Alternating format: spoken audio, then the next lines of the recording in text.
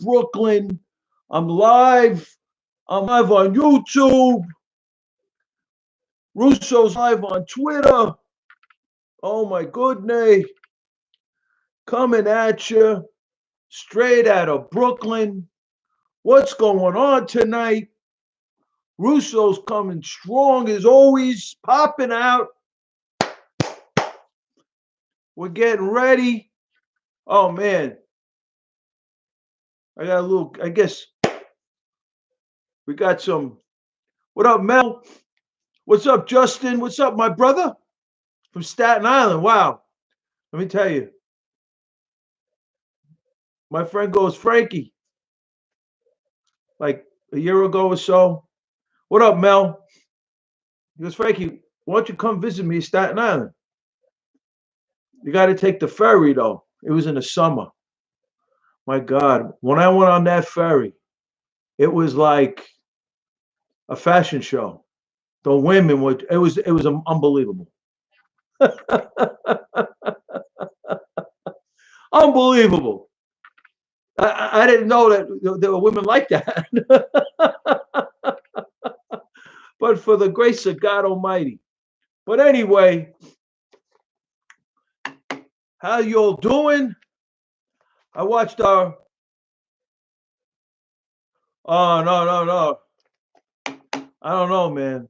Those girls were just. I never forgot it. I was like, so. Now I said, because I said to my friend, I said, now I want to know why my friend used to live in Brooklyn. After I got on the ferry, I said to him, now I know why you live here. Because I could, I love Brooklyn, Nothing wrong, no disrespect to Staten Island, but I love Brooklyn, I couldn't understand the switch. But then when I went over there and I went over the boat, I said, I know. Lord have mercy. So how you all doing? Right? So our great president had a press conference today. Well, we're going to kick to the chase. Our great president had a press conference today. So, by the way, my last show on Monday, I went hard. I drilled down on, because I want us not to become complacent. I talked to all my Trumper friends, Trumpocrats, whatever. They love Trump. I love Trump. And I say, we can't be complacent here. Oh, he's going to win by a landslide. Okay, I want that. But I don't trust, I don't trust the Democrats, like I said. And to me, it's either going to be like 2016 where Trump wins handily, or it's going to be a landslide. I'm hoping, with the grace of God Almighty, he's trending toward a landslide, right? That'd be amazing. Because my biggest concern is the Trump coattails. I want him to take in the House Republicans with him. We got to get rid of the Democrats. We got to get rid of Pelosi and company. They are a horror show. Look at Cuomo knocking our great president's brains out for I don't know how long. He needs money now. And now he's going to, thank you, Regina. Thank you for the retweets. And now he's going to the White House to get money. That's a rat, right? Instead of being cool like a mensch, saying, okay, I am talking to the president of the United States, and keep everything private. Absolutely, Justin. As keeping everything private, Cuomo goes public, attacking our president. Oh, I need money. I got to go see the president. I'm sorry. I got to go see the president. It's a disgrace. An absolute disgrace. Cuomo, a rat. Two Fredos, and a Sandinista. That de Blasio, another rat. Calling out the president. I mean, these people, it's beyond belief. Because you know what it is with Cuomo and de Blasio? They didn't have absolutely, Mike. And the only way we do that in November. We need a tsunami. I don't want to hear talk. We're going to win by a landslide. I want to see it. We got to focus. The Democrats are just trying to survive. They want to, at the very least, the Democrats want to keep Pelosi as a speaker. That's the very least they want. Because if they keep Pelosi as the speaker, We got another 4 years of lunacy. Of lunacy. She's no Tip O'Neill, let alone Newt Gingrich. When Newt Gingrich, God bless you, Ryan. Thank you too, my brother. She's no Newt Gingrich when Newt Gingrich worked with Bill Clinton. She's no Tip O'Neill. Tip O'Neill worked with Reagan. She's got to go. Absolutely. I'll take McCarthy. McCarthy's a straight shooter. I hope you're right, Cal. I hope you're right, son. So we gotta stay locked and loaded, and we gotta understand. Trump's gonna, with the grace of God Almighty, Trump's on that ballot. Trump's a rock star, right? But we need the Trump coattails. We need the landslide. So we get rid of that. We get rid of the Democrats out of the House. They are between Nadler. He's from New York. It's a disgrace. Nadler's from New York. Schiff, another rat, right? That guy, what's his name? Oh, Eric Swalwell. Oh my God, where the hell did that guy come from? It's disgusting. They are. We got to come out with the grace of God, Cal. I hope you're right. We got to come out. We got to right, Justin. We got to come out. Trump landslide, and this way we got the Trump coattails. They're rats, Stringer, right? Rats. Why? What's going on? Oh, absolutely, Regina. Suarez. Let's try to keep it clean because they're gonna. I already got thrown off the air. I already got my show blocked. So please, let's keep this clean, please. So our great president, amazing, Tom Fitton, the best. Tom Fitton is the best, Cal, the best. You all gotta go donate. Judicialwatch.org. Tom Fitton and Company, the best. Exactly, Justin. So our great president, Donald John Trump, is calling for a pause. He's going to do executive order tomorrow, he announced. I hope you're right. I hope you're right, Ryan. I hope you're right. The best, Cal, the best. So absolutely, Cal, me too, the best. So check this out. Our great president announced an executive order tomorrow. He's going to be signing. He's putting immigration on a pause. Thank you, Jesus. Thank you, Jesus. President Trump said he's concerned about the American citizens. That's why we elected him. That's why he's the best. American citizens come first. The best. Right? And now we got something going on now. So our great president, right? I'm getting ready to plot the vectors from Wuhan to Tehran, Iran, to Moscow and Russia, to Venezuela, to the U.S.-Mexican border. And now Missouri is suing China. I got the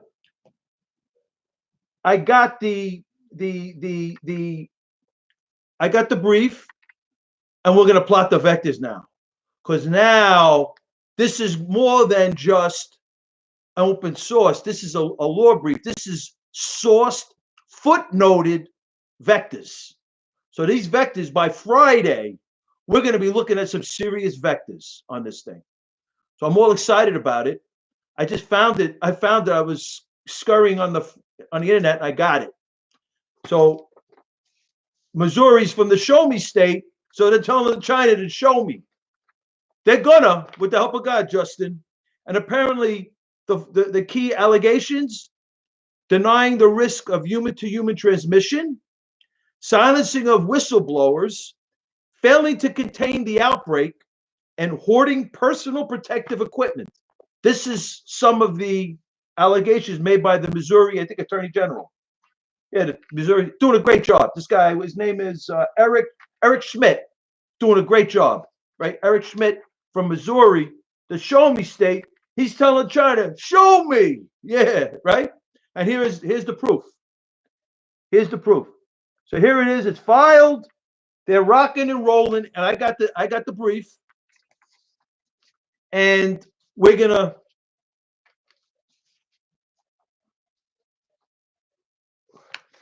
I'll read like a paragraph.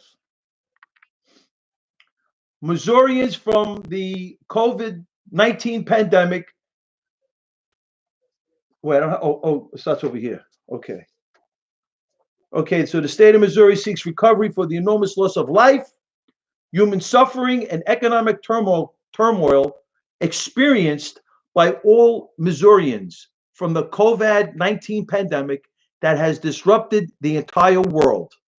An appalling campaign of deceit, concealment, misfeasance, and inaction by Chinese authorities unleashed this pandemic.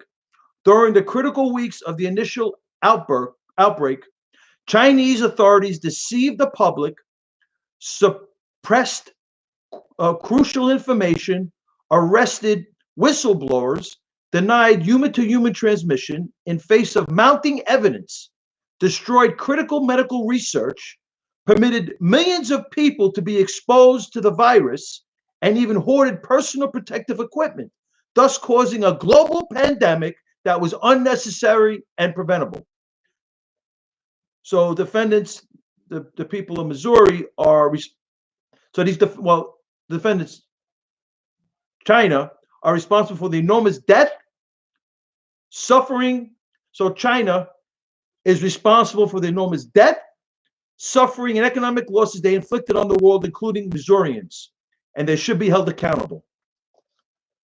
So Missouri, other point he raises, absolutely, Ryan. Right, that's part of the vectors. I agree with you. That's, well, yeah, right. So what we said up here in the show is we don't know about what happened in Wuhan, right, with the lab, and was it? You're right, Cal. So we don't know what happened at the lab in Wuhan. We don't know. So what we're saying is, based on this information that this Missouri Attorney General has filed, we're saying that this is okay. We don't know what happened in Wuhan, so I can't say, we don't have Dr. Fauci over there with Dr. Barex and Dr. Redfield and that Admiral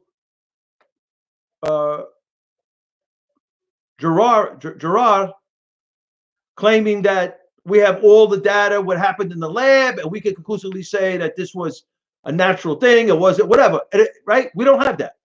But we do know all of these allegations are pretty real, right?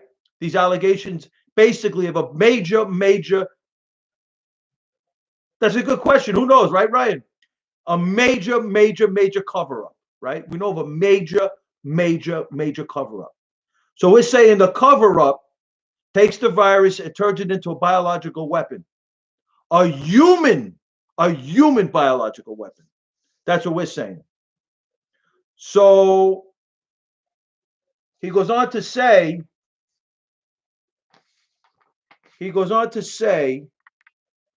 that Missouri faces an urgent, America, right, faces an urgent public health crisis due to COVID-19 pandemic.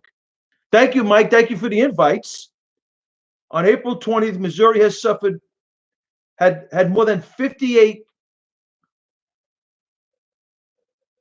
Wow. Had more than 5,800 confined infections from COVID, and more than 177 Missourians had unfortunately died, right? Missouri is not alone. The virus unleashed by the Communist Party of China, the Chinese government, has left no community in the world untouched. The COVID-19 pandemic is a direct result of a sinister campaign of malfeasance and deception carried out by China. Defendants, in a violation of their duties to the international community, engaged in dangerous activities that imperiled the lives and health of millions. When their actions began to kill hundreds of thousands of people across the globe, China sought to minimize the consequences, engaging in a cover-up, a major cover-up, and misleading public relations campaign by censoring scientists and ordering the destruction and suppression of valuable research and refusing cooperation with the global community, all in violation of international health standards.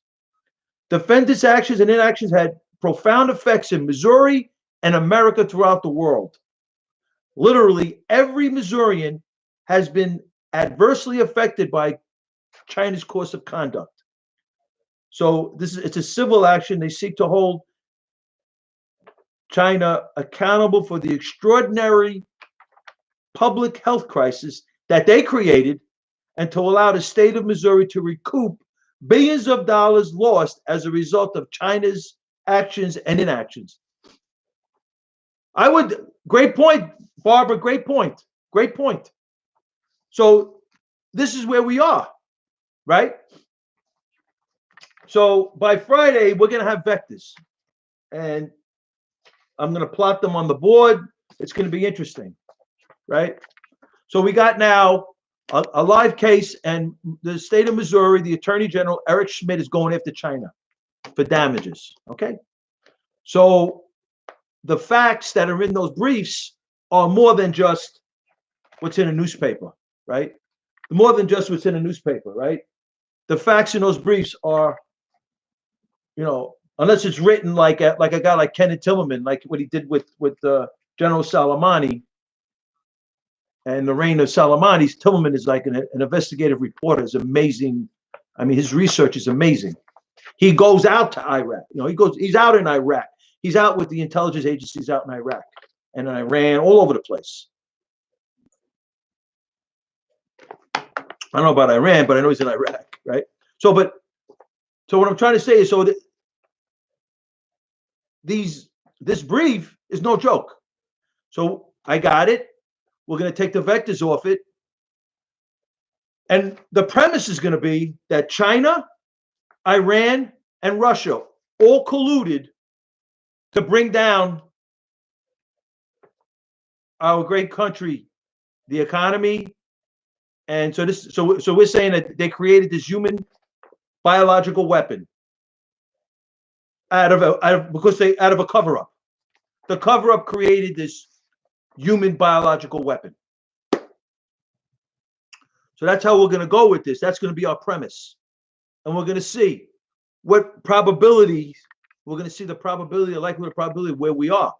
Because when you look at it, right, China, in these type of transactions, everybody has to win. That the individuals, the entities, the countries that are colluding have to win. Right? Iran wants revenge.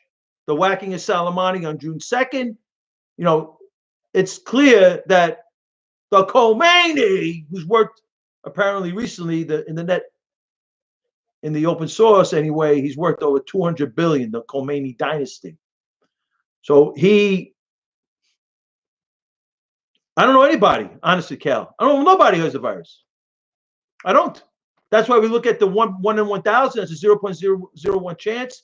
You have just as much chance, according to the Stanford doctor, right, Cal? According to Dr. Barek, she says 7 in 1,000. The first one was 1 in 1,000.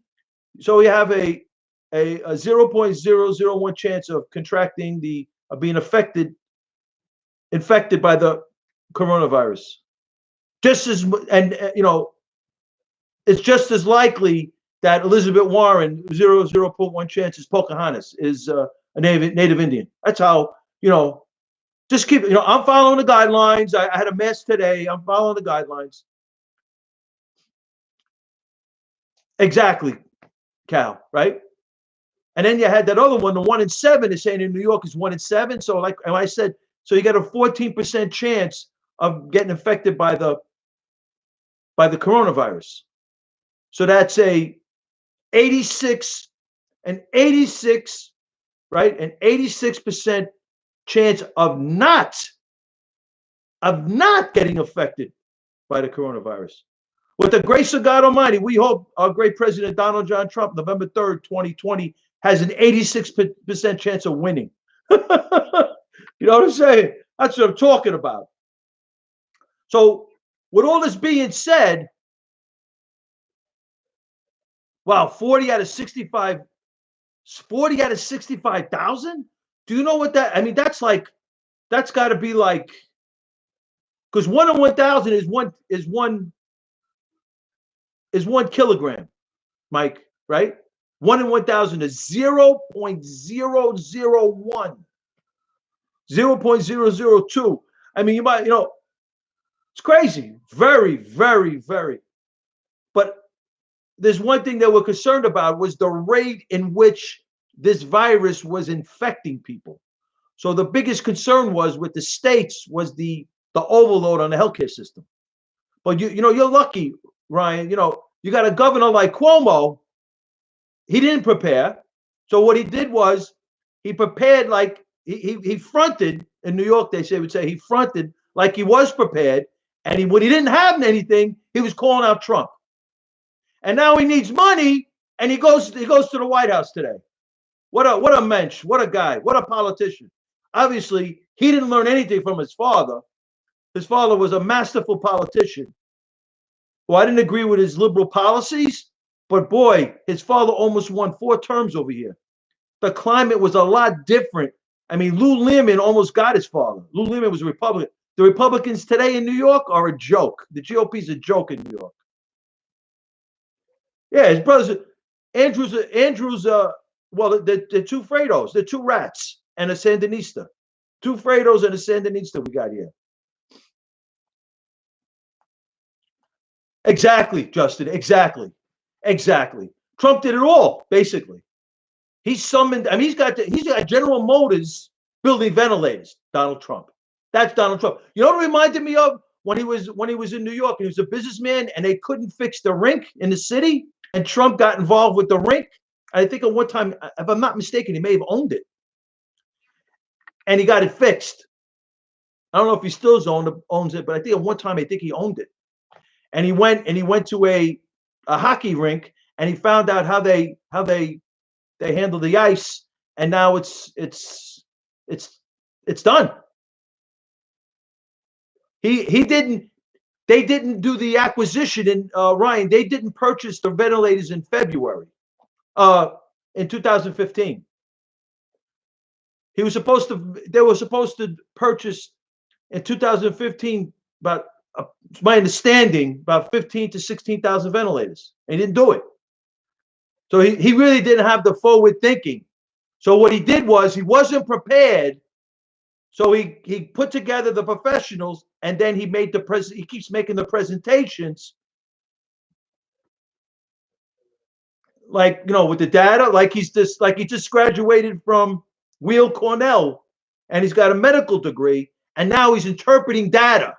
He's a data scientist, Cuomo. Yeah, he's such a rat. I mean, he's such a fraud. He's laying in the streets with the Islamists. He's a fraud, man. He's such a fraud. So this is why, like, I'm, with this is why I get concerned about the Trump landslide, because I want the Trump landslide, but I'm concerned with these governors controlling when this thing's going to open, right? We got New York, California, and all these some of these Democrats that control the states. What's going on? I honestly, I don't, good question, Cal, because I think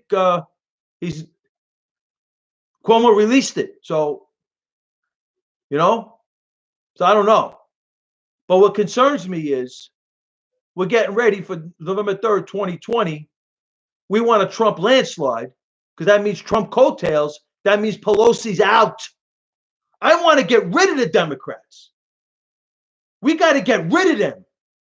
What they did to Trump this past year, 4 years, was a disgrace. What they did to that guy. Oh my God, man. Absolute disgrace. See, because now, I tell you, gloves are off. We're going after all of them. We're going after the bombers. We already started, right? We already started with the bombers, right? We already started with the bombers. We already started with them. We already started. We got the look at that. Look, we already got them, right? That's what they want. According to this guy, Michael Walsh from the Post, he thinks it's going to happen. Biden and Michelle. Trump still wins. Trump's still going to win.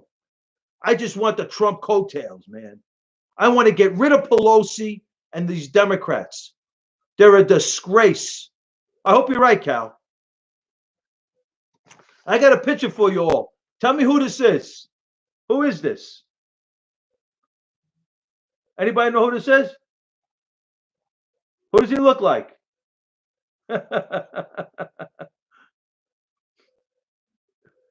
Who does he look like? Who is this? Who is this?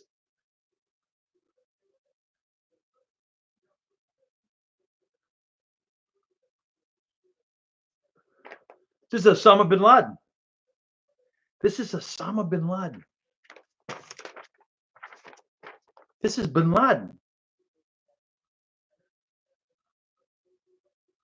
Scary. It's scary, bro.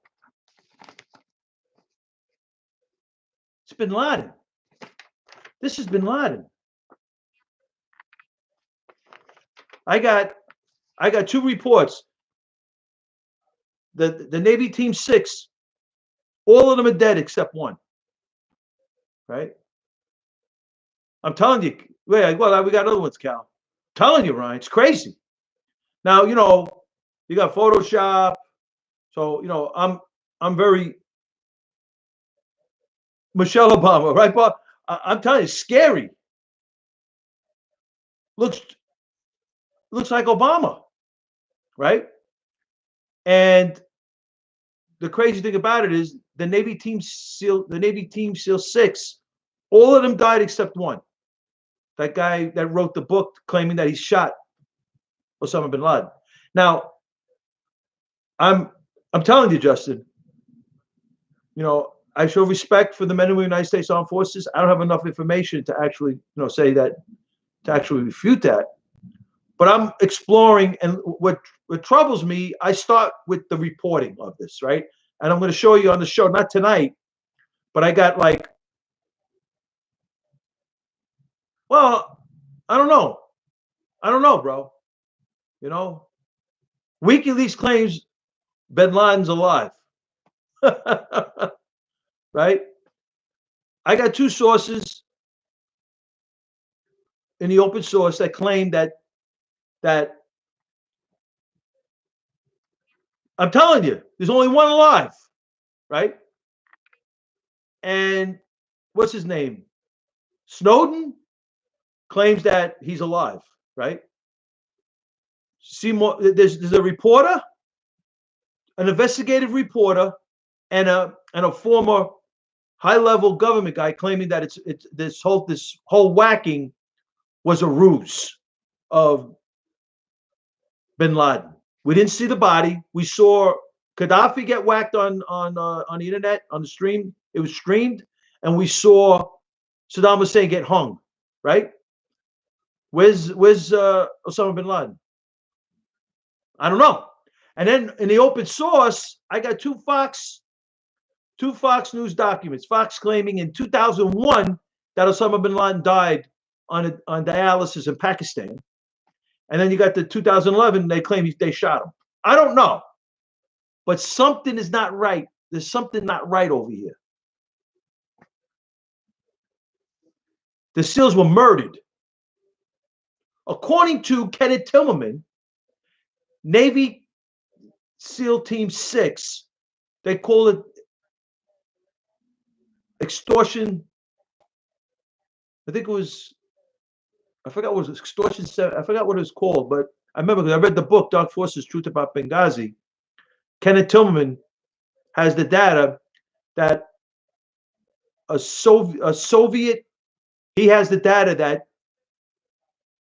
that took down the Navy SEAL Team 6 was taken down by a Soviet manpad, conceivably out of the Gaddafi stockpile that the Obama-Clinton crime family unleashed into the Al-Qaeda in Libya with the 400 FIM-92s that the great Secretary of State and the great President Barack Hussein Obama and Hillary Rodham Clinton, through the Qatari special forces, gave to the Libyan rebels, Mustafa Jalal and Abdel Hakim Balhaj, and all those Al Qaeda and Libyan foreign fighters.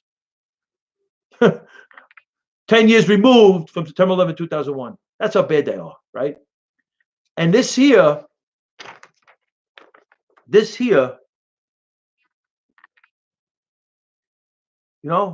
and I was looking at the YouTube version of this, and I don't know. The jury's out on that, right? Because with YouTube, there's Photoshop and everything could be photoshopped up, manipulations and all that. And this guy claiming he had a composite that's unequivocally true, that whatever, right? So we don't know. And but I'm going to try to put together a scenario and see. I'm telling you, Barbara. I mean, these people are frauds, right? We know their lie is about their personal life, right? So if Obama's lying about I don't really care what their personal life is, right? But if you're gonna, this is the first family. They were the first family for 8 years, and if they're gonna lie about their personal life, about marriage and the kids, I mean, come on, man. What else have they lied about? Who is? I mean, there's some stuff out there on Michelle Obama. I don't know who she is, right? And they claim that these kids are theirs, and if what I'm seeing is true, which I think is that there's junk in that trunk, right? So that means those kids are not hers. It's crazy. It's insane. It's insane. They were the first family for 8 years. We know more about Barack Hussein Obama, Michelle Obama, and the Obamas than we know more about George Washington, our first president. He was president over 200 years ago. This is crazy. And mainstream media don't care. Nobody cares. I don't care about their personal life, quite frankly. But if they're going to lie about who they are, what else are they lying about? That's what I'm saying. Sealed documents, absolutely, Barbara. What else are they lying about?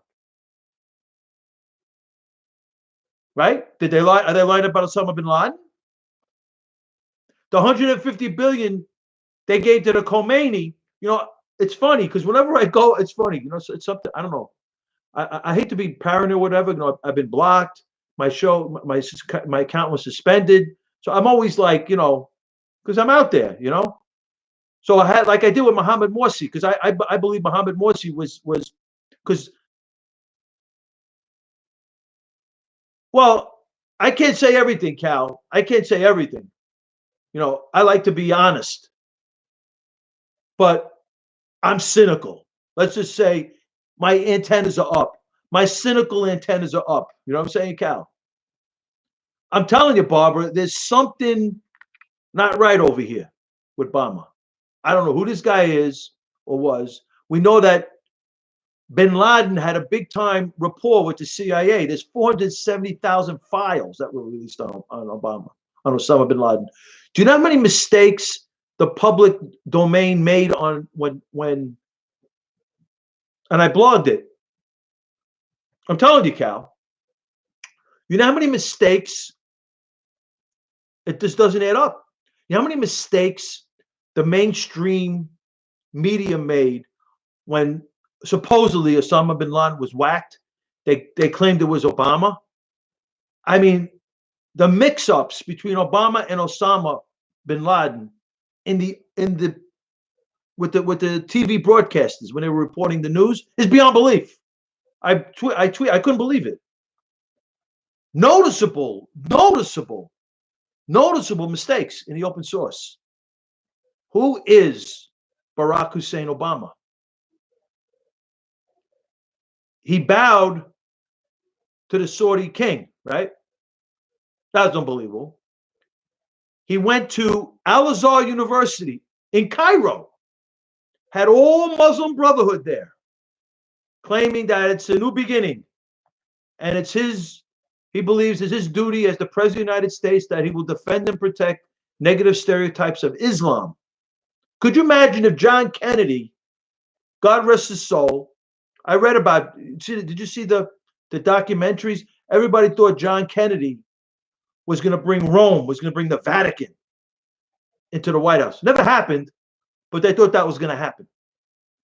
Could you imagine if John Kennedy made those statements? I'm going to defend the negative stereotypes of Christianity, of Christians, and he believes his job is the president of the United States. At the time when he was running for president in 1960, you look at the documentary, what they thought, people in America thought, he's going to drop the hammer, Ryan, absolutely. People in America thought that John Kennedy was going to bring the Vatican in the White House.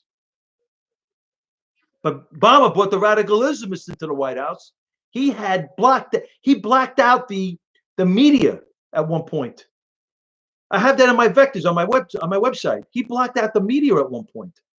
And he had these extremist symposiums on how American law enforcement should deal with Muslims and radical Islamists.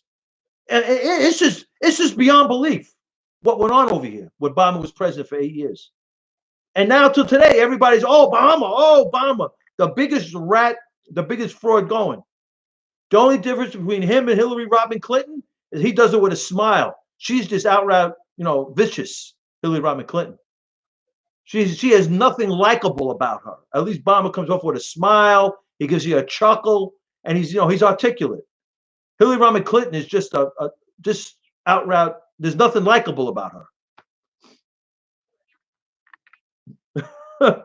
Well, I think Space Force, I don't know, to be his personal military, I don't know, Cal. I think Trump's doing an amazing job. He's an amazing president. And we're going to go Big Lee on absolutely, Mike, we're going hard on the Obama-Clinton crime family. Hard on the Obama-Clinton crime family. I'm telling you, this thing is a joke, right? Trump whacked Soleimani, mainstream media. How could he whack the general of Iran? Oh my God, how could he do that? Right? Right, Stringer? How could we do that? How could he whack the general? And then we find out Soleimani's in charge of the land bridge going from Tehran to Baghdad to Damascus to Syria. They had 100 rockets underground, more than any rockets any NATO country has above ground.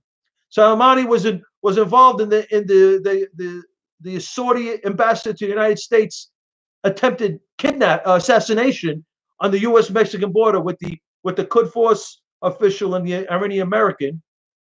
The U.S. Treasury sanctioned him on that one. And then we know Soleimani was involved in creating this land bridge. When we took out Saddam Hussein, Soleimani had, according to Dexter Filkins and Kenneth Timmerman, Soleimani had a lot to say in that region. So there's reasons why Saudi Arabia is building a 600-foot wall along the Iraqi border to keep out the Sunni militias that the Islamic Republic of Iran was running. The threat was real. Because if you look at Benghazi, Tillman's got the data. Benghazi, Iran's involved in Benghazi. Iran was, according to U.S. district courts, materially supported the 9/11 hit with Al Qaeda. Before, during, and after, they materially supported Al Qaeda. And we have at 77 WABC, we believed this ISIS thing is a ruse. There's a Sunni militia. They're all over the place. But the ISIS, the real jihadist network was the Iranian Global Terror Network. And we believed that it originated in Sudan with al-Bashir, with Hassan Rouhani, with Ayman al-Zawahiri and Hassan al-Tarabi. So it was basically because Iran, and we talked about this, Saudi Arabia versus Iran. And our great president, Donald John Trump, we know he did that Riyadh summit and he put together Saudi, United States, and Israel, right? That brings in Jordan, right? That brings in the UAE, that brings in Bahrain, right? So, and then it was versus Iran, Hezbollah, and Russia, right? And China economically plays ball with everybody. They really have an honest. Well, it's true, right? We're in Sharia law right now. I'm talking about ISIS. We're in Sharia law, right? We are in Sharia law. This is what Sharia law feels like right now. In New York, we're in Sharia law. Everything's on lockdown. Everything's closed. This is Sharia law, basically. This is what Sharia law feels like.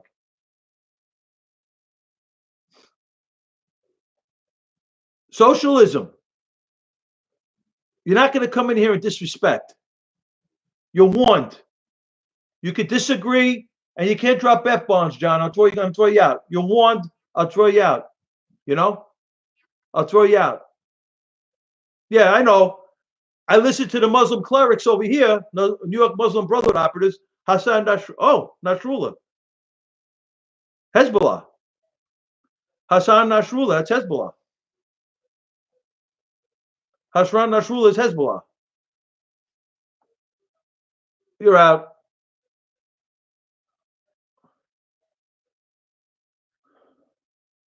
You could come in here and not agree. You could come in here and not agree. Jilly, you're entitled to your opinion. I don't agree. You know? You don't have to like Trump. I don't care. But don't be disrespectful. You know? So people would say, well, you listen to some of these Muslim clerics in America, some of these imams, Syracuse imam, New York imams, calling out Muslims to go, like in Egypt, to go to the Sisi government, and if they're infected with the coronavirus, to go there and infect all of the Sisi government in Egypt. I'm telling you, Scott, forever, I'm pro-Israel, okay? That's what. Why do you think President Trump's got the borders on shutdown? He's building the walls. They got almost 170 miles of border on that. Plus 27,000 Mexican troops are over there. And we got troops on the Canadian border. And then our great President Donald John Trump just put a pause on all immigration into this country. I'm so happy. I'm so happy. It took a virus to do it, for him to get the clearance, because they were blocking him all the way around, right? Exactly, forever. But it's in the Quran, exactly. That's what Omar Abdul Rahman said. He did nothing wrong. It's in the Quran. It's crazy, right? There's something wrong with this Islam thing, right? I'm not, who wants the virus? But it took, of course not. That's ridiculous. The virus is death. But it took this virus. President Trump had a call for a national. Trump was ahead of the curve there, Jilly. If you really want to be honest, it is satanic. I agree with you, Barbara. Now, I didn't say that. I said it took a virus like this for Trump. You're taking my words out of context. I said it took a virus for Trump to get because he got a national emergency declaration, so he could do what he wants. Unfortunately, and this way it took a virus for Trump to get, because Trump wanted this from the beginning. He would have had if we'd have got the travel ban from the beginning, we don't know how we got infected. You don't know. We don't know how we got this all infected. It could be from the illegal the sanctuary cities, the way this thing spread.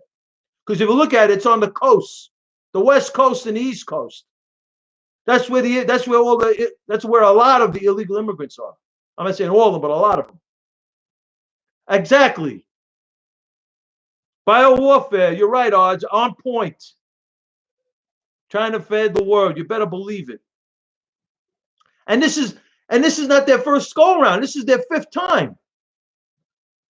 See, the thing about this thing, it's highly contagious, and that's why they had to do what they did with the healthcare system. Hey, forever. We don't know, right? I mean, and something, mainstream media is so bad. I don't believe they'll report it. I don't believe they'll report it. Like I was saying I was on the show on Monday. In the open source, there was a guy, right, forever? There was a guy that took an airplane during the time when we weren't sure what was going on. I think it was in February, end of February. He took a plane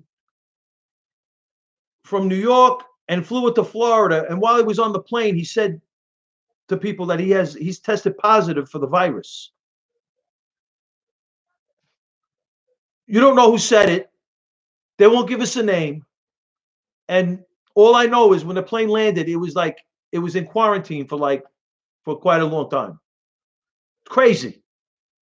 How do we know? I mean, they'll never tell us the facts, mainstream media.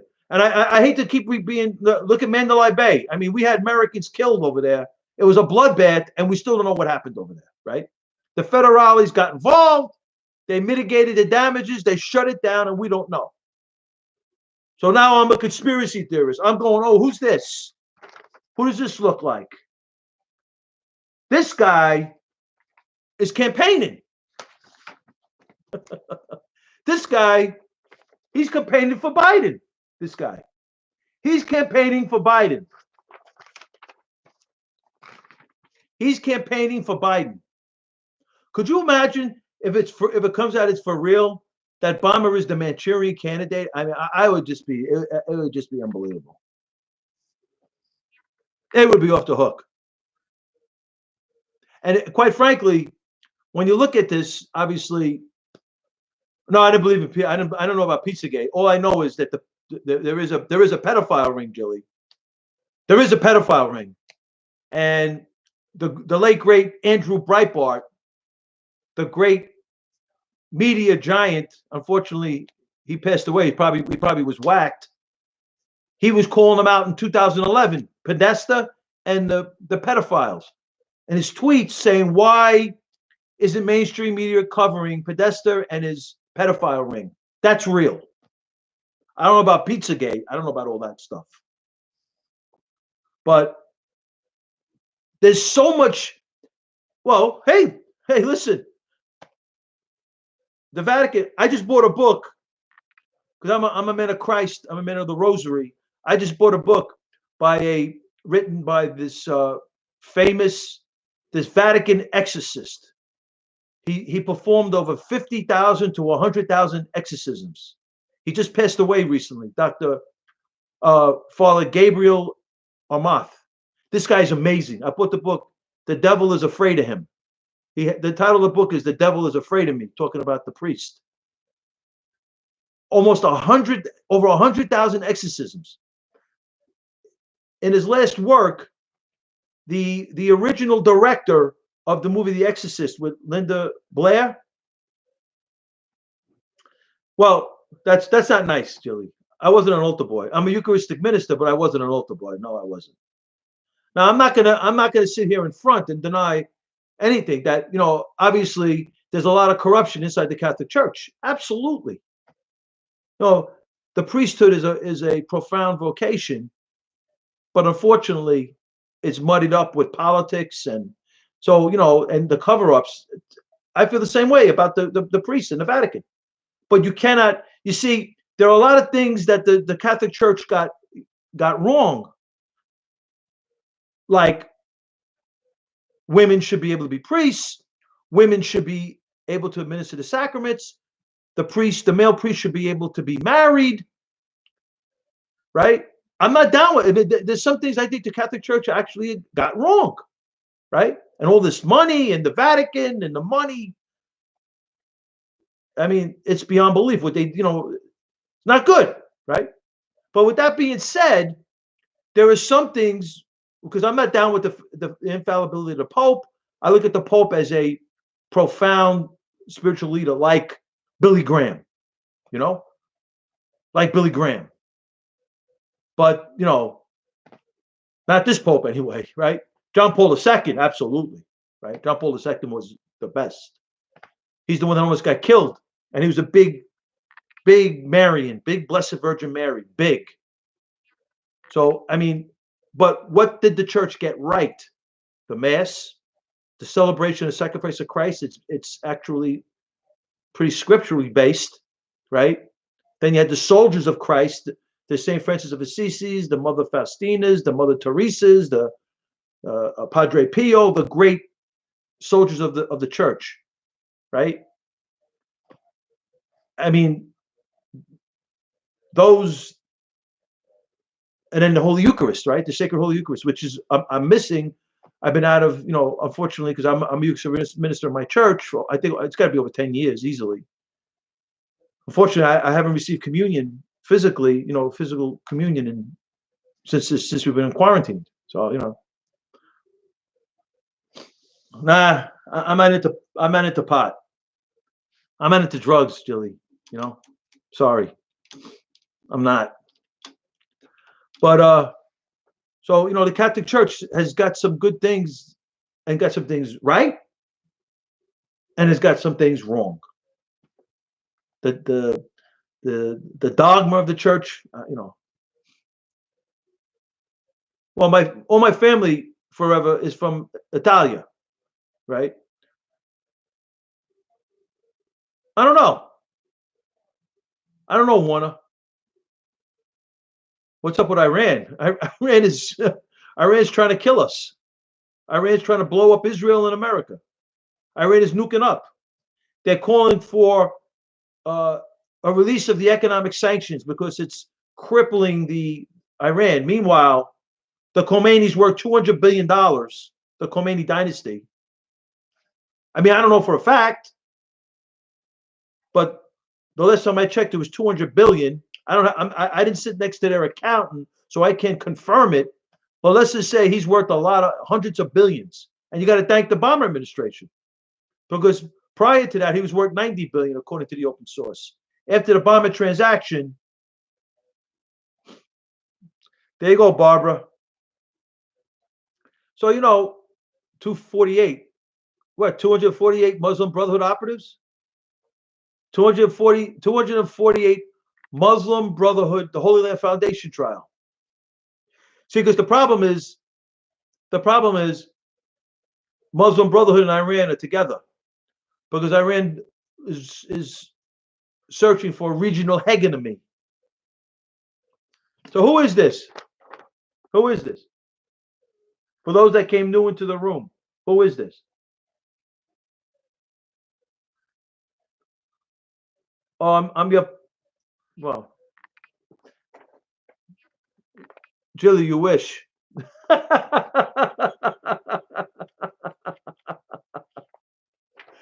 So, who is this? Oh, you're fundamentally fixing the economy? Okay, Bitcoin, go get them. Who is this? Gary, who is this?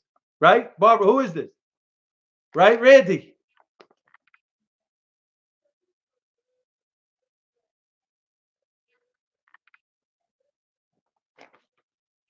Who is this? It's Osama bin Laden. Osama bin Laden.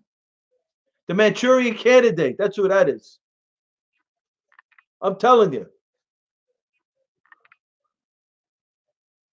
Right? 67. Yeah, she's the Congresswoman Omar. Congresswoman Omar is a Qatari asset, an Erdogan asset, conceivably. I got the brief. Now, I'm not saying it's incontrovertible truth, but it's crazy. Now oh man, that's crazy, right? You're off. I gotta just block that. That's terrible.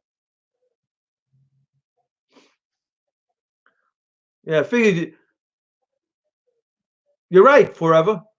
You're right. CARE, the Council of American Islamic Relations. That's Hamas, the Palestinian branch of Muslim Brotherhood. You're right.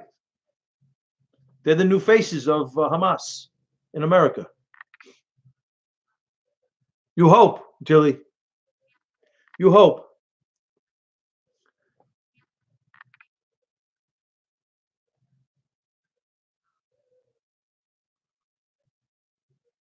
Right? Right? 67, 100%. But the grace of God, Jilly, one day I will be. That's my goals. That's one of my goals. I will be. I will be married one day with God's grace. God blesses me. Allah Akbar. Right? Allah Akbar. Oh my God. Blowing up buildings. Allah! Blowing up buildings. You ever watch that movie 13 Hours? In Benghazi, they had the mission on lockdown because it was a gun running operation. And the Islamists met in August, according to the government document, 15 plus Al Qaeda in Libya militias met and they attacked the Benghazi mission. Absolutely, Mike. They attacked the Benghazi mission, and I was watching the movie 13 Hours, and the depiction, I didn't see that, 67. I don't know anybody. A lot of people, unfortunately in New York, we got hit hard, Jilly. We got hit hard. So the Islamists, they'd have these mosques. They weren't like profoundly, but they have a mosque where it was like a room on like on their roof, and they'd be praying. They go Allah, and they pray, and then all of a sudden the mortar, boom! It's crazy. It's crazy. It's crazy. Allah, boom, and the mortars will go over the wall. And according to the open source, the Obama Clinton crime family was watching this, and they couldn't send support. They could not send support to get the Americans out of Benghazi. We lost Americans because of the Obama Clinton crime family. Do you know why? According to the open source, they are 67, because it's very hard to delineate between the peaceful Muslims and the ones that sympathize with the radicalisms, because we know who the radicalisms are. But do you know why the Obama Clinton crime family didn't call for air support? Didn't bring in the air support for the Benghazi mission? Because they were afraid, because of the 20,000 Soviet manpads and the 400 FIM-92s that the genius foreign policy experts in the Obama Clinton crime family, Barack Hussein Obama and Hillary Rodham Clinton, they were afraid that the Islamists were going to shoot them down. You believe that? They gave them the weapons. It's the point. This is why I'm like, it's crazy odds with these. It's sad with this. What up, Porky? My brother. They're afraid. They were afraid. And the technology, right, Porky? They were afraid to call in the air support to save the mission, to save the Americans, because they're afraid the Islamists were going to shoot them out of the sky with the manpads. They armed them. Sick. 10 years removed from September 11th, we lost 5,000 Americans. Now we got this virus, we're losing Americans over here. And China's saying, oh, we didn't know. Meanwhile, they quarantined Wuhan. They allowed the Wuhan residents to tour all over freaking the world, right? Khomeini wants to kill us. So he said, yeah, send the IRGC, send Marwan Air, let them go 55 times into China, let them tour the world. He has all this business going on. The Khomeini's worth $200 billion, according to the open source anyway. I mean, it's amazing, Justin, 100%.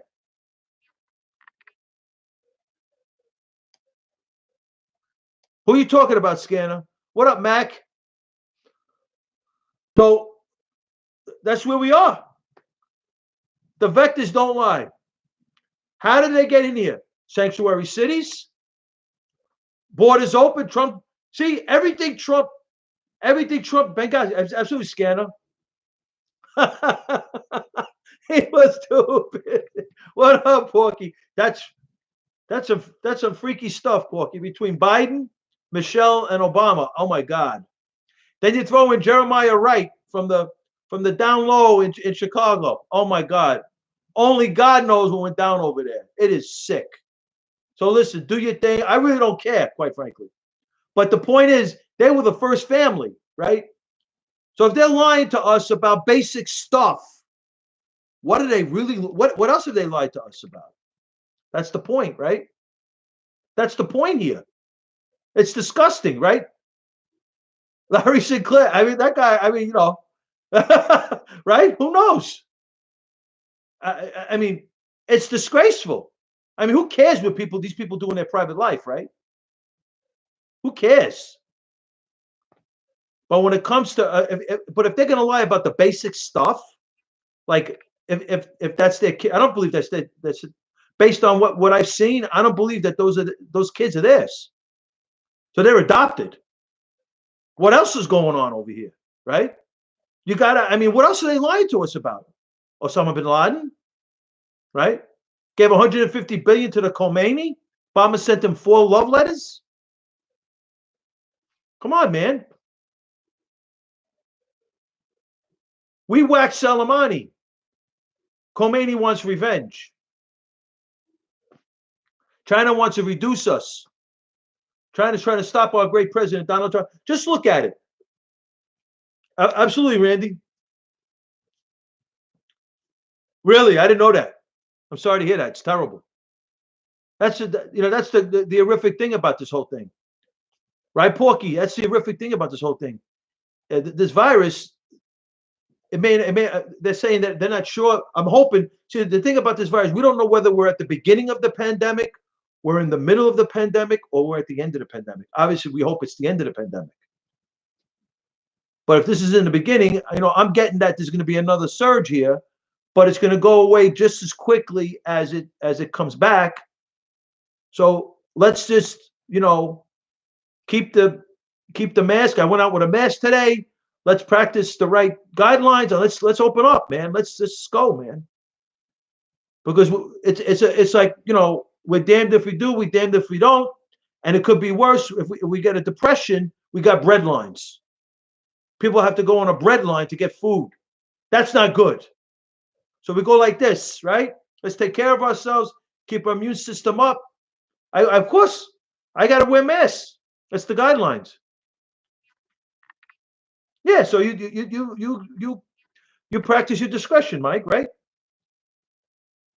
Unfortunately, because we got that's why I get concerned about the November 3rd. That's why I'm concerned about November 3rd, because some of these Democrats control the states. When they open up, President Trump's getting ready. He wants to unload. President Trump wants to launch this economy in the worst way. And everybody, it's amazing. First of all, if you will listen to these, they're bringing back baseball. Nice, Gary. I like that. I miss sports. I miss it. I'm watching the boxing. Yeah, she looks good, Justin. I got to say, the Michigan governor, she looks good. But I don't know how much of a politician she is, but she looks good. I got to give a prop. It's that and the one from I don't know, it was Idaho or I don't know, the one from Idaho or the one from Iowa or Idaho. One of those north. I don't know, but she was on, I think, on Hannity, one of the shows on Fox. She was good too. She was Republican, I think. The one from Michigan is Democrat. She don't look like she's too swift, though. Not too swift of a politician. Telling people they can't go to, just totally, you can't go to stores, you can't get furniture, you can't buy paint. Maybe was she afraid? Maybe she's afraid people are going to sniff glue, sniff the paint. I don't know. Maybe she was afraid the people were going to sniff the paint. I don't know, man. But that lady didn't sound too swift. Don't get seeds. Right, Brad? It's like crazy. Oh, I don't know. Can't buy seeds. Just go to liquor stores and pot. So I wish, Porky, it would be crazy. The airways, I'll go back. I'll do the weekend. I'll do the weekend gig. Oh, my God. I would love that, Porky. I would love to get back on that mic. The airways wouldn't be the same. Those airways wouldn't be the same. No, we're not. We're trying to, hey, listen. Thank you, Justin. God bless you. Thank you. Thank you so much.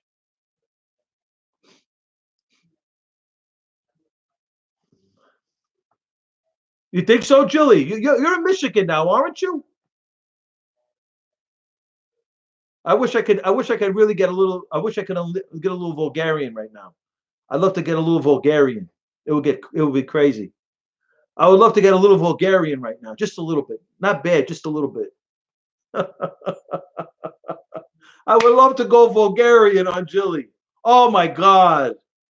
I would go so Bulgarian on Jilly right now. Oh my God. She probably would leave. Oh, you are, Randy. You know, Derek Jeter, he almost went to the university. Thank you, Porky. God bless you. Thank you for the kind. I love Trump. We called Trump from the time he went down the escalator, man. Oh my God. I took a lot of flack. Oh, Russo, you're a moron, because the broadcasters thought I was a moron. You're a moron, Russo. How could you do that? And then when he won, they didn't want to talk to me. When Trump won, they didn't want to talk to me. Oh my God. Oh, he was born. Yeah, Derek Jeter. What a baseball player. Great Yankee. Porky, I got to get back on the air. I miss the campaign, the heat. That mic would be heat. I'm on that mic. That mic would be heat. It would be so much fun. Oh my God. The the rush I used to get, because I used to go on early in the morning. I didn't leave the studio till like 3, 4 in the morning, because I was talking to a lot of the listeners after the show. And I would talk to them. And I developed a rapport with them because I had questions. It was, the show would go so fast before you know it, the show's over. I mean, broadcast is the day, the on air talent during the day, during the week, they would talk about my show. What's that, odds? What are you talking about now?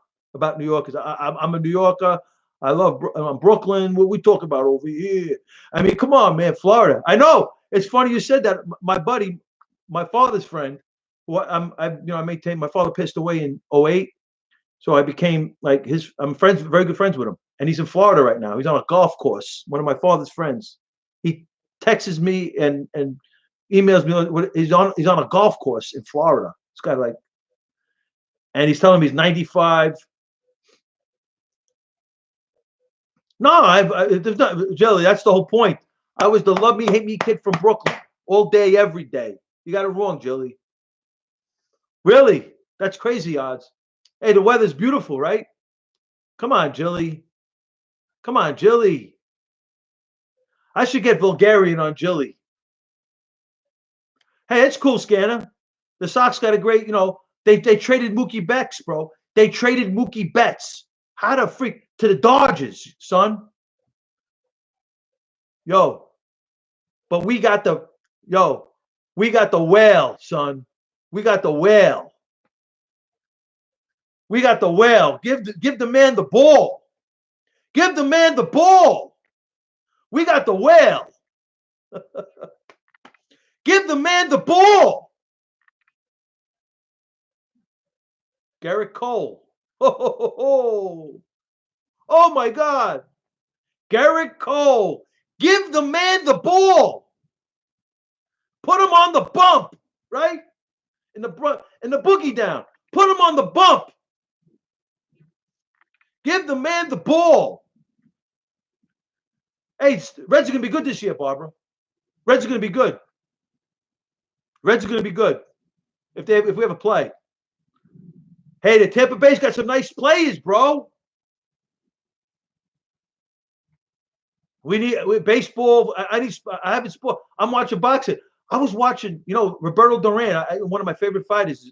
Ali, Duran, Sugar Ray Robinson. Duran went 15 with Marvin Hagler. Sugar Ray Leonard. Sugar Ray Leonard went 12. Duran went 15 with Marvin Hagler.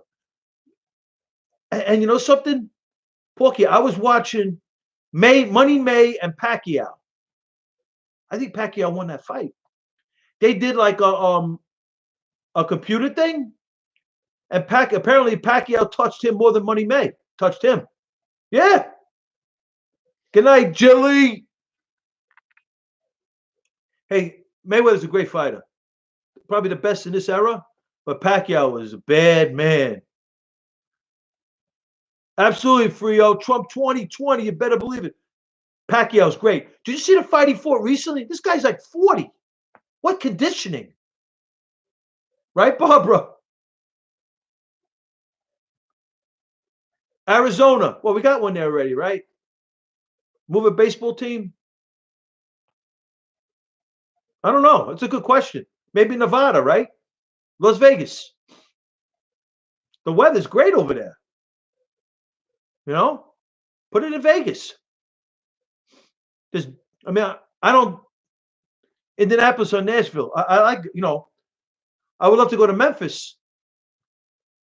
I want to go. I want to go to Graceland. Nah, I wouldn't watch that. The odds. That's horrible. That was horrible. Money May walked him down. Money Way stood away. The guy punched himself out, and Money Way just rocked. He rocked his world. Pacquiao,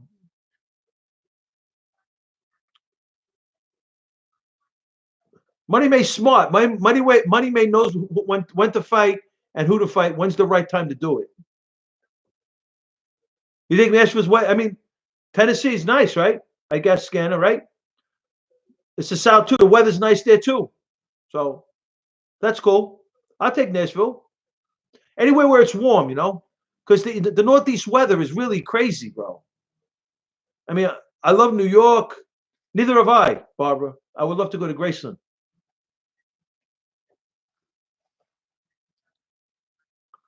You're probably right. That would be amazing, Porky. You know who's going to have some year this year if we ever play? I don't think they're going to play 162 games, Porky, though. Watch two guys. Porky, two guys. Clint Frazier and Miguel Andujar. Forget about it. Judge is hurt. Stanton, who knows? Clint Frazier and Miguel Andujar. With DJ, Gleyber Torres, Red. Oh, Red was ready to explode, bro. Red was ready. Red was seeing it, bro. That bat speed is sick. Everybody's saying, trade him. Yeah, trade him. Cash was not stupid. You see that bat speed? That kid he's a superstar, Book. That kid's a superstar. Clint Frazier's a superstar. And he's got that combination of speed and power. He could be a little Ricky. I'm not saying I'm not saying he's as the base stealer that Ricky Henderson is. But he's not. Ricky Henderson wasn't a big guy. Ricky Henderson was a prolific base stealer. He was a tremendous baseball player, attitude sometimes, but a great baseball player, right? Wow. I tell you, Tom Brady, I'm not a Patriot fan, but I tip my cap to Tom Brady, Right, Porky? Mini Ricky was unbelievable, right? Tom Brady and Gronk. Brady's a bad man. Brady's tough. Yeah, me too. Miss it. I miss baseball. I miss football. I miss, yeah, Brady's unbelievable. And Belichick he'll be successful. I think the Jets got some talent. The Jets may push it. The Dolphins. I don't know what the Giants are going to do. Tom Brady's awesome. I don't know what the Giants are going to do because if we would have drafted Tunzel a few drafts ago, we may have been in the playoffs because we don't have the left tackle. We don't have the offensive line. Because we talk about this all the time. Football is, power running is to me, everybody's in love with this passing game and all that. But power running football trumps everything. And the Giants did it with defense. So it starts with the offensive line, then the defense. You got to be able to fundamentals, basics, absolutely. Absolutely, man. And football is all about field position. And basically, it's a tug of war, right? It's a tug of war. If you can't run the football, running the football solves a lot of problems. And we got Barkley back there, and his kid Daniel Jones has got something. I'm not saying he's Joe Montana. Absolutely. Fundamentals. Let's get the big studs up front, the big athletic offensive line, and let's just run the football, man. Oh, the big red machine. Oh, my God. What a baseball team. What a baseball player, Pete Rose. Today, they couldn't pay Pete Rose. They couldn't pay him. He was that good. Pete Rose was incredible. Pete Rose was an amazing an amazing athlete. Nobody ran from first to third like Pete Rose. Nobody. Nobody in baseball. Maybe Ricky Henderson was close. But nobody in baseball went from first to third on a base hit like Pete Rose. Nobody. He was amazing. Even when he walked, it was exciting, right? I mean, he was just amazing baseball player. And the Big Red Machine, boy. And the Red Sox had some nice teams then too. We had some teams too, but the Red Sox had some nice teams too. They had some nice players. The Red Sox. They got two. We know what happened, but what destroyed me with the game is what happened with Houston and Cora and AJ Hinch, who I think, AJ Hinch is a tremendous manager, but they cheated badly. This was a bad thing. What happened with the Astros? This is not like PEDs. A-Rod, A-Rod's a great baseball player, but he admitted to PEDs on TV, right? Barry Bonds was a great hitter. On PEDs or not, Barry Bonds was an amazing hitter. But what the Astros did was bad. It was like what happened with the White Sox and Shoeless Joe Jackson. The teams colluded. That team colluded to throw the game. The Astros colluded to use the technology to win. That's really bad. Very bad.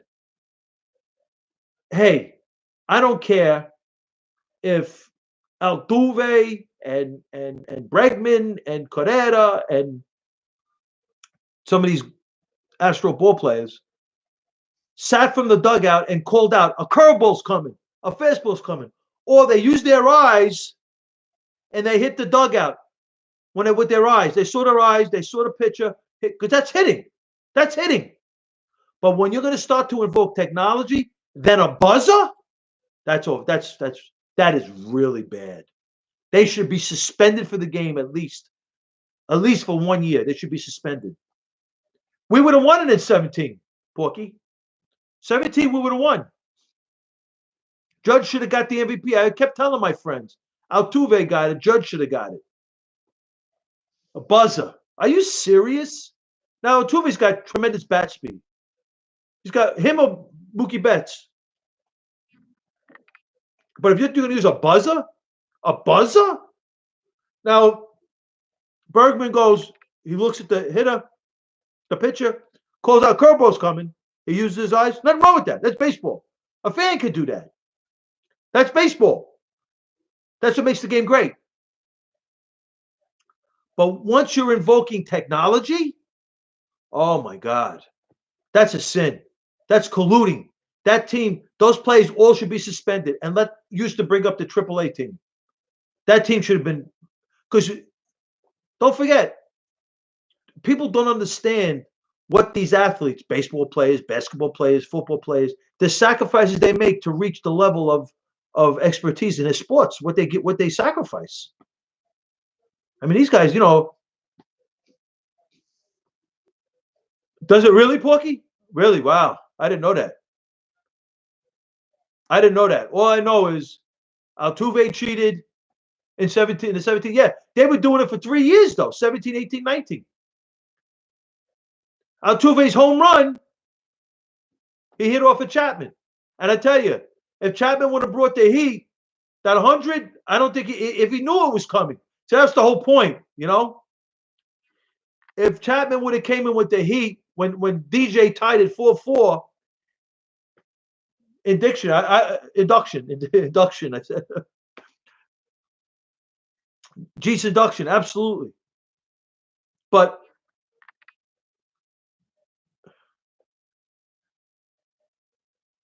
yeah, if Chapman would have brought the heat, if Chappie would have brought the heat, right? Yeah, I'm not down with Houston. If Chapman would have brought the heat, I don't think Altuve turns on it. Chapman was throwing too many breaking balls. And that's why they got rid of the last game of the year, Mel, when we tied it up 4-4 and Altuve hit the bomb. He had the buzzer then. He was wearing the buzzer. He was wearing the buzzer. He was wearing the buzzer.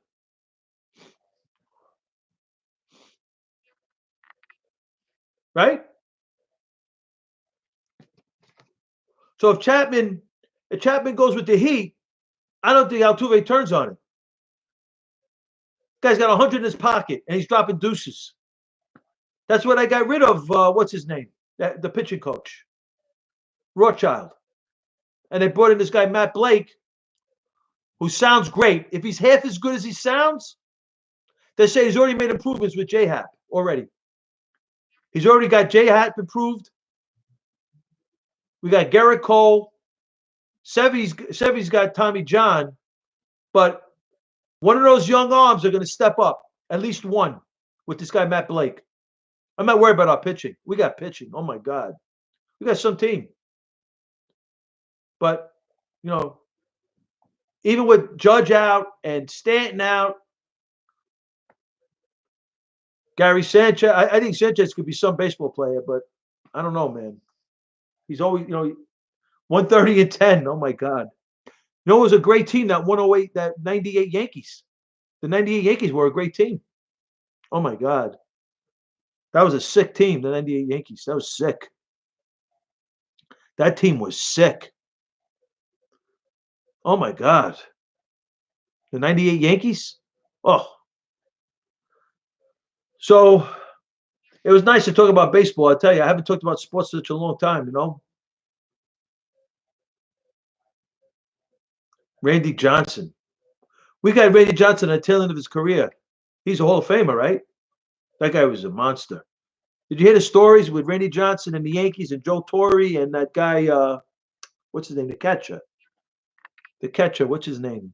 The announcer, catcher. James Flattery. John Flattery. He talks about he had to yell at. Well, the Detroit Posada was a good ball player. Porky. He was a converted infielder.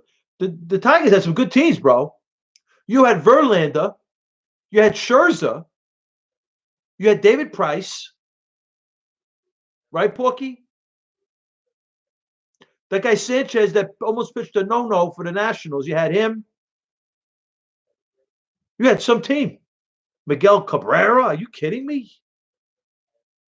I think you won it one year. You had I think didn't you win it one year with what's his name catching?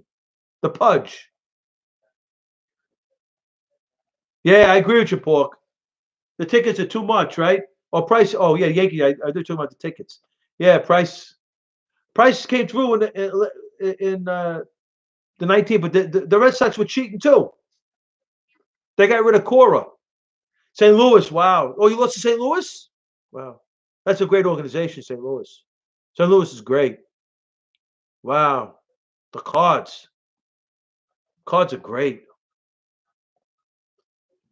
06. Nice. Yeah, because you had some great teams, Randy. Wow. Think about it. Verlander, Scherzer on the same team with David Price, that guy Sanchez, and there's another pitcher. I forgot his name. There was another big pitcher you had. Sanchez, the guy that pitched for the Nationals. You have Miguel Cabrera. Who else do you have? You had Pudge at catcher, Ivan Rodriguez, great catcher, one of the greats of all time. You had Granderson, nice ball player. He had 40 homers twice for the Yanks. So you had offense, pitching. Who was your closer?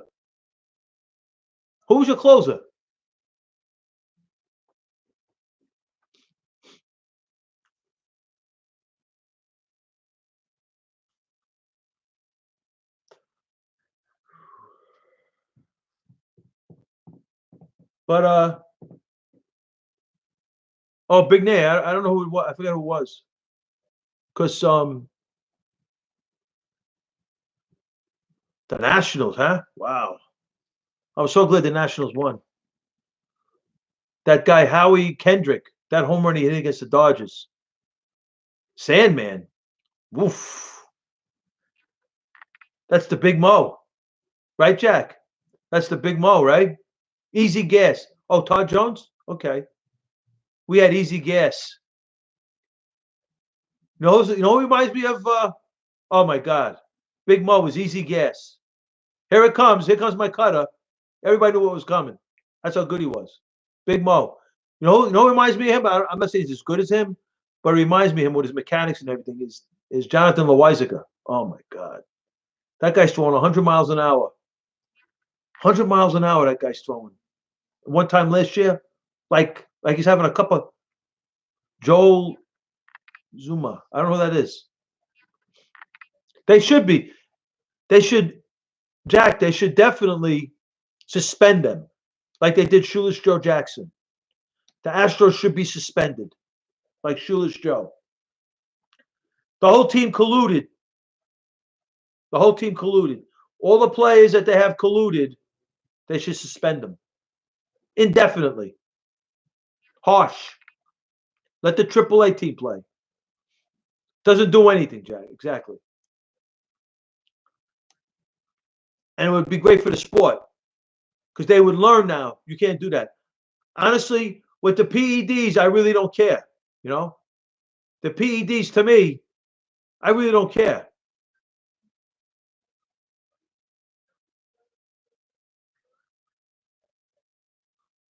Who's Reed?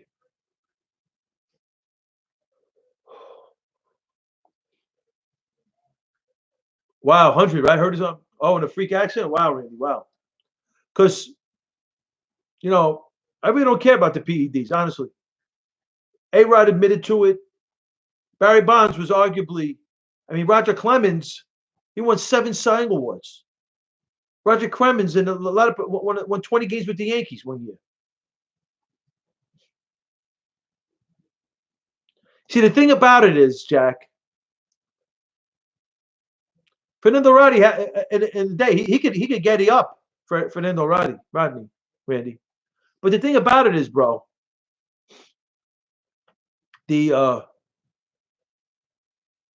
the PEDs is one thing, which I don't understand, and okay, I mean, but you can't compare that to what the Astros did. No, okay. Roger Clemens, instead of 1-7, he would have won 3. He was a Hall of Famer. But did you see Barry Bonds's? I think Barry Bonds's on base percentage was like 500. Barry Bonds was arguably one of the greatest hits I've ever seen. Barry Bonds. Barry Bonds was incredible.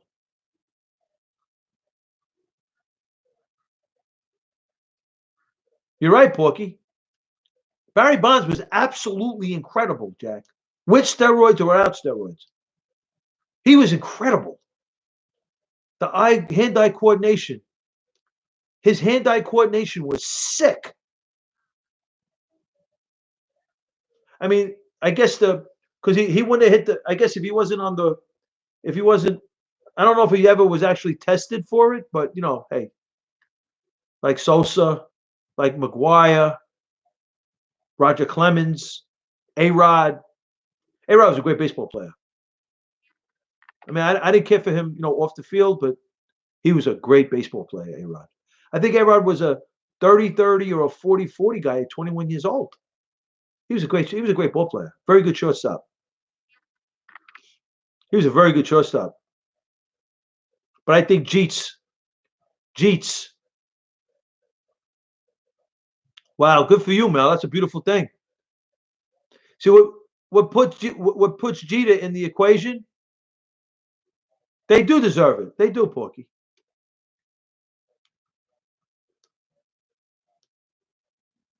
But Jeets, his postseason play puts him with everybody. Money on the table. Who would you rather have? Derek Jeter or A-Rod? Money on the table. Overall career, A-Rod's got more homers. A-Rod almost 700 homers. And Jeter's clean, right? Absolutely, Porky. You're right, Jack. But Bonds was an amazing hitter. Amazing. So who would you rather have up in the postseason? Clutch. Derek Jeter or A-Rod? Derek Jeter or A-Rod? Who would you rather have up? A-Rod hit more homers. Number 2, right? A-Rod hit almost 700 homers. Jeter was clutch. So that's what puts Jeter in A-Rod's class, right? Because basically, Jeter hit 3,000. I think A-Rod got 3,000 hits too. Jeter was if Jeter didn't if Jeets didn't hurt his leg, he was probably a 320 hitter. That's unbelievable. That's like Joe DiMaggio. That's like Joe D. Joe D. That's like Joe D. 320. Joe D was sick. I don't know how sick of numbers. Joe D, Ted Williams. I mean, those 50 ball players was something else, Porky. But think about it. Derek Jeter's postseason play, I think, is what puts him in with the greats. What he did with the money on the table. He was an amazing baseball player, Randy. And he had a knack, like he did the stuff that he had a knack to be at the right place at the right time. You know? He won five, and they could have won seven. He was 5-2 in the World Series. He could have won seven. In those days, where not to take anything away from Yogi. Yogi was great. Yogi and Joe D. I think Joe D won like 10 World Series, something like that. 9, 10. For every game, right? Joe D hit 360 homers and struck out 361 times. With left center, he used to hit bombs 500 feet in left center in Yankee Stadium. Sick. Yogi was amazing. I think he won like between playing and coaching, I think he won 13 rings, Yogi. Playing and coaching and managing, I think he won 13, something like that. Some sick number. Thurman, oh, what a ball player. Thurman Munson, forget it. If he played more, he would have been he's a Hall of Famer, as far as I'm concerned. Reggie, too. I mean, Reggie was a great player. Reggie, Reggie, it wasn't Reggie and Munson, it was Reggie and Nettles. Who's the monster? Who's he talking about? Thurman Munson was unbelievable. Tough guy. Talk about intangibles. I just don't forget when you watch the Yankees when they start to wind it up again, and you watch the game that Ron Guidry, absolutely Porky. Ron Guidry struck out like 18. I think he struck out 18 or 17 or 18 against the California Angels. Yeah, I was at Wall Street. I was a kid on Wall Street. I was with my uncle. I was a kid on Wall Street. I was devastated. I was devastated. But what's crazy is watch the game Guidry pitch against the California Angels when I think we struck out 17 or 18. Top three Yankees? Well, Munson is one that I've seen. I used to Bobby Mercer. I loved Mercer. Mercer was a great player. Very good. I say great. Very good player. Good player. Mercer was a good player. Bobby Mercer. Oh, you saw Mantle? Wow. I didn't see Mantle. Mercer.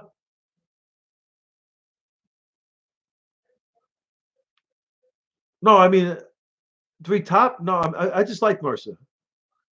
I got Jeets, Munson, and I'm torn with Joe D. or Lou Gehrig. I'm torn. Joe D. or Lou Gehrig. And then Mickey Mantle. But I never see. I think Joe D. or Lou Gehrig. And obviously the Babe. I mean, but what impressed me, like Lou Gehrig. Oh my God.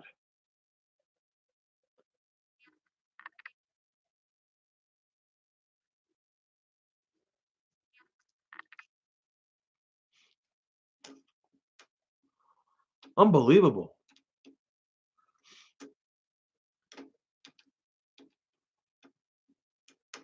Telling you, right? Joe D. hit 360 homers in Yankee Stadium and struck out 361 times. Look at those numbers.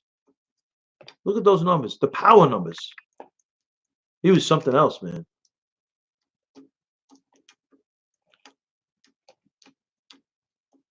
He was something else. He may not be Mr. Personality. Imagine him. He marries Marilyn Monroe, and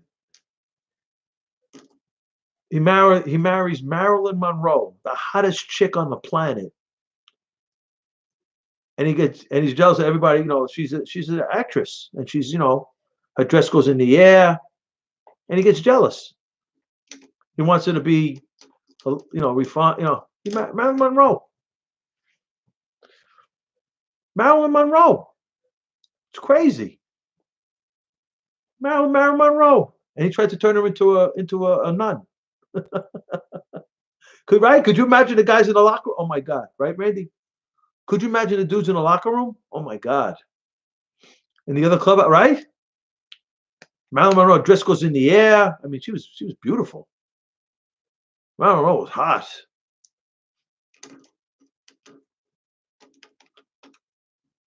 I know the women today work out a lot. So, but guaranteed, if Marilyn Monroe was here today, she'd be working out. So,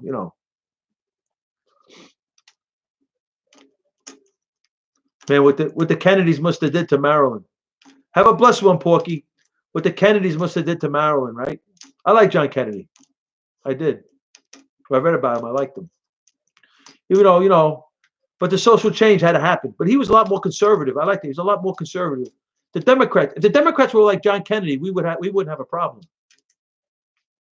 If the Democrats were like John Kennedy, yeah, but they're all corrupt, Randy, right? The family, come on, right? Come on. Who's perfect, right? But for the grace of God Almighty, right? But if the Democrats were like John F. Kennedy or Reagan Democrats today, we wouldn't have a problem. Right? But today, forget about it. Right? Take Kennedy. That was a horror show. RFK, another one. He killed himself. Gene Dixon, the psychic, she spoke to John Kennedy. I don't know how she got there, but she got to John Kennedy. She said to John Kennedy, "If you go to Dallas, Texas, you're gonna get assassinated." And the setup was unbelievable. The Secret Service was on stand down. The first bullet missed. They didn't jump on the car. The top was off. They had all of the information that they were going to try to kill him. LBJ was down there before JFK got there. They could have had the top up, right? It would have been, forget it. But they picked, everything worked out the way they intended it, because till today we really don't know, right? Because it was like fake. But the Secret Service was in cahoots too. They weren't like taking bullets for JFK. And Gene Dixon, the psychic, went to him and told him he's gonna be assassinated in Dallas. And then Gene Dixon went to RFK, and you know what she told him? She said to him, "You think? Well, Jack, that was crazy." Yeah, well, there was a lot of 60s was a crazy. Yeah, Randy, right? 60s was a crazy time, right? It wasn't Oswald, right? Right, Barbara? But Gene Dixon went to RFK and she said to him, "If you run for president in 1968, you're going to be laying in your own blood." And that's what happened. She said to him, "Your time was 76." And she's right. 76 was Carter. RFK would have got the nomination. He would have been president. It was right after Richard Nixon and the impeachment and the resignation and Gerald Ford. Nixon, I really feel bad for Nixon. I really, when I read about Nixon, if he would have burned the tapes, he don't get impeached. But Nixon was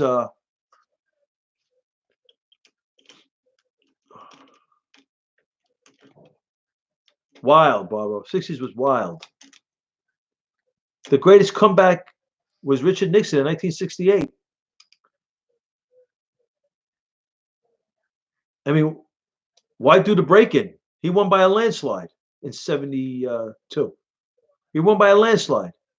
I think his opposition was, Hubert Humphrey was, I think, 68. 72. Who did he run against? George McGovern. Oh, my God. That was a joke. He ran against McGovern in 72. I don't know who the hell was advising Richard Nixon. I felt bad for Nixon. I just burned the tapes. But so what time? It's almost 12. I'm gonna go to bed. So we're gonna look at this. This is crazy. This is crazy, man. And the guy takes this picture and takes the Obama picture, and he says it's a composite. So I don't know. There's a lot of fugazi stuff going on with the Photoshop. Looks like Obama though, man. It's Osama bin Laden. That's Osama bin Laden. Who the hell is Barack Obama? He's got the ears too.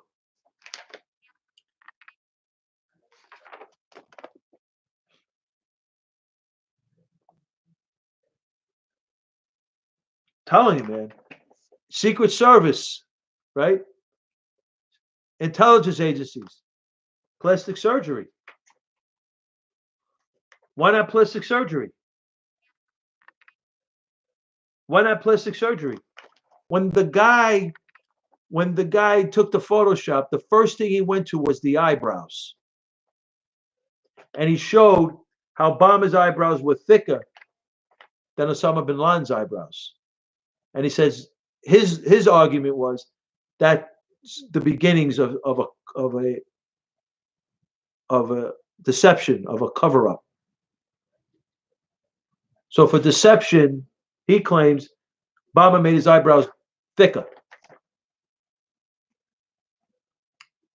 Because when he took the two pictures, so I don't know, I'm not a Photoshop expert, so who knows? The guy's, but it was interesting. I'm not saying that it's true. I don't know, but it's interesting. Like the resemblance the resemblance is uncanny, right? Is this real?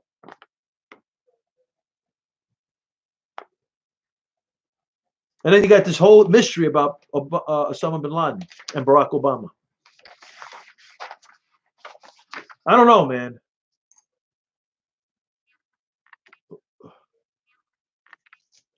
Who's that? Barack Hussein Obama, right?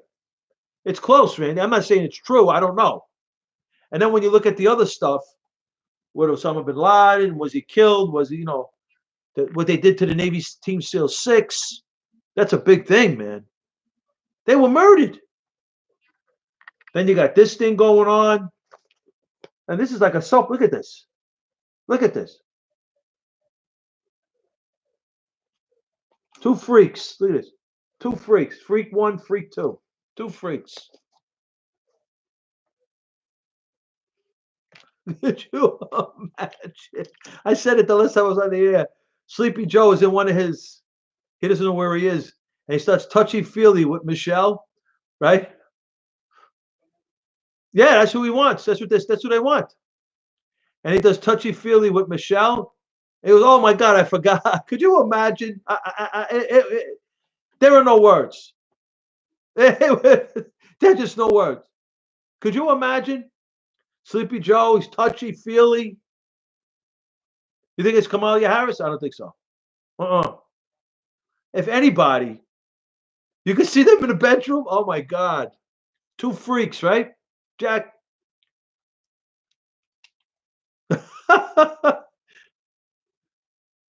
Yeah. Randy, it's not going to be Kamala Harris. I think it's going to be Elizabeth Warren. If it's not, I think Elizabeth Warren. It's disgusting. That stealth jihad Islamists. Do you know the Khomeinis worth $200 billion after Obama gave them $150 billion back, with 1.7 to his famous IRGC in cash? Oh, Hillary. Oh my God. That's another talk out there, Barbara. Hillary. You're right. Vice President. Man, how long do you think Biden? How long do you think Biden got? God forbid that ever. God forbid, right? How long do you think Biden has before he gets whacked with Hillary? Oh my God. Biden should not eat the food. 1 week, right? Don't eat the food. Don't drink the tea. The body's around. You don't think Warren? Why not? Warren brings energy. She's a fraud. She's a disgraceful liar, Randy. Right, Jack? But she brings energy, and she could, she's got pushback. She could debate. She's a liar. Drop the one, right? Right, Jack? Could you imagine? Hillary's his vice president? Oh my God. And then William Jefferson Clinton's in the White House. Oh, what a disgrazia, as my Italian grandmother would say. Disgrazia. Oh, Bill Clinton. Who's not that close? You don't know. Who knows? They're freaks. They're pedophiles, right? Freaks. Pedos. Podesta. Lulu Island. The Lolita Express. Biden. Yeah. Don't forget, Warren comes from the Sanders side of this thing. They're devils. Absolutely, Barbara. Warren comes from the Sanders side of this thing. I just don't think Harris has got the chops to be vice president, because the vice president, this is one election that the Democratic vice president is going to be a big pick for him, because everybody knows that Biden is not going to last. Right? So if he's got Hillary Clinton, well, with the grace of God, our great president Donald John Trump wins by a landslide, and everything is a wrap. But I don't think the Democrats are going to go away so easily, and that's why so at the very least, they want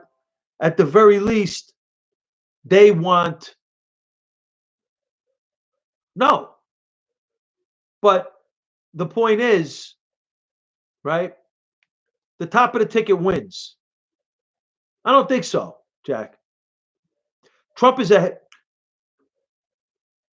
When this campaign starts, President Trump's got a big advantage, right?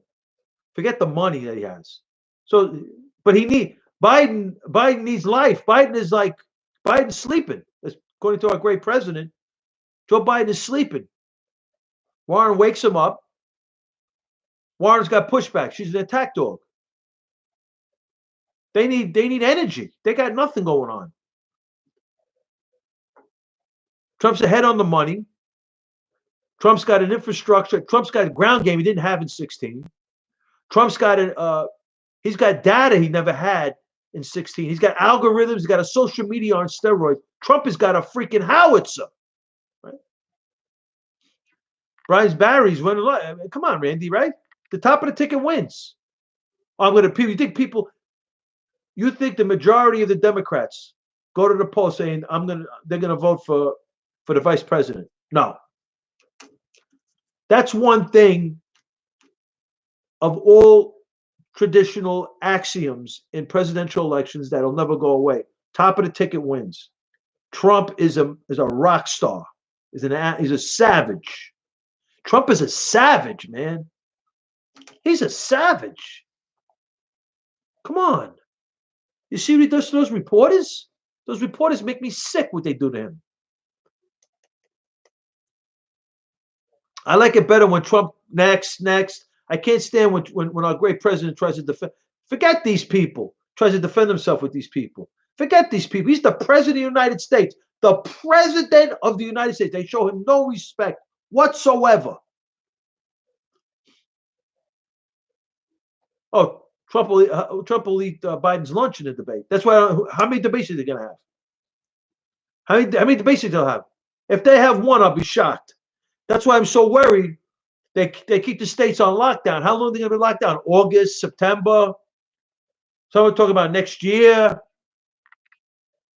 right? They keep them in the basement, and they have Michelle Obama campaigning for him. She's the vice president with the junk in the trunk. Those kids are not theirs. Yeah, I mean, the vaccine is a big thing. The vaccine is big, bro. The vaccine is big. That's when you got to control, because when you have the vaccine, that doesn't mean that we know everything, but we know more than we knew 6 or 7 months ago. Because right now it's just a probability distribution, right? That's basically what this is. It's just a probability distribution, and all like in all probability, if you're in this area of the curve, it's this percentage. If you're this area of the curve, you fall, you're in this percentage, and it's, they don't know. Hey, that's medicine, right? They don't know everything, unfortunately. They know these are great individuals, Fauci and Dr. Dr. I was blown away. Dr. Barex is a colonel in the U.S. Army. I was blown away. Yeah, but what are we going to test everybody? 300 million people? It's ridiculous. These Democrats are ridiculous. We're going to test 300 million people? They're a joke. They make no sense. They just want to take control. They just want to disrupt the system. They just want to reduce the country, and that reduces Trump, and they want to get in the White House. But the bottom line to them, the bottom line to the Democrats, I'm telling you, is they want to keep Pelosi as the speaker. She is the disruptor. She disrupts. That's why I was like, we got to get the Trump coattails going. Trump's going to win. We got to get the coattails. We got to get the coattails going. We got to get the Kevin McCarthy as the speaker. We got to take back the House. That's how we do this. We got to get rid of these Democrats. They're just disruptors. And the Democrats will be fine with it. They can go on impeachment for another 4 years. With Nadler, we got to get rid of them. We got to get rid of them. We got to vote. How do we do it? We vote them out.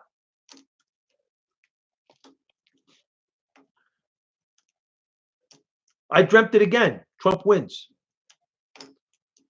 I dreamt it again. Trump wins. And in my dream, I wanted him to run for a third term, and they said he's going to after this term he's going to retire. That's what they said. He wins second term. I wanted him to run for a third term. What do you think? A research where with the virus? I dreamt that too. Let's say I'm not saying everything I dream is true. I would love to see a landslide. See, okay, forever. You're probably right. In all likelihood, probabilities, chances are not very good. But you can't underestimate, because the bottom line is, right, they just need to keep Pelosi as the speaker, and they're in the game. Do you understand? They want the White House. Well, let's say they say, okay, Trump for 4 years, and then the White House is wide open. Then we got some, right? That's the point. We need Trump and the House back, and we got to keep the Senate. We got to get rid of these Democrats. They hate this country. They're stuffed jihad radicalism, I'm telling you.